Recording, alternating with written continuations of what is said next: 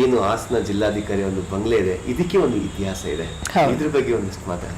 ಹೌದು, ಇದು ಒಂದು ಐತಿಹಾಸಿಕ ತಾಣ ಅಂತ ಹೇಳ್ಬೋದು. ನಮ್ಮ ಹಾಸನ ಜಿಲ್ಲೆಯ ಜಿಲ್ಲಾಧಿಕಾರಿಗಳ ಬಂಗಲೋ ಇದು ಒಂದು ಬ್ರಿಟಿಷ್ ಕಾಲದಲ್ಲಿ ಕಟ್ಟಿರೋದು, 1880ಯಲ್ಲಿ ಕಟ್ಟಿರೋದು ಅಂತ ಹೇಳ್ತಾರೆ.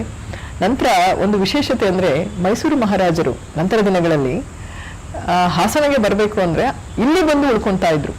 ಇದು ನಮ್ಮ ಗೆಜೆಟರಿಯಲ್ಲಿ ರೆಕಾರ್ಡ್ ಆಗಿದೆ.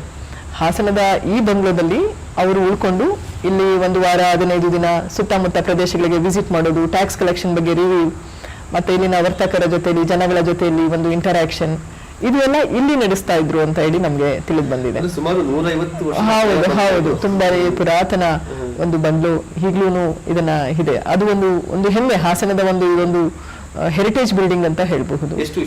ಹೌದು, ಇದು ಸುಮಾರು ತುಂಬಾ 10 ಎಕರೆ ಮೇಲೆ ಇತ್ತು.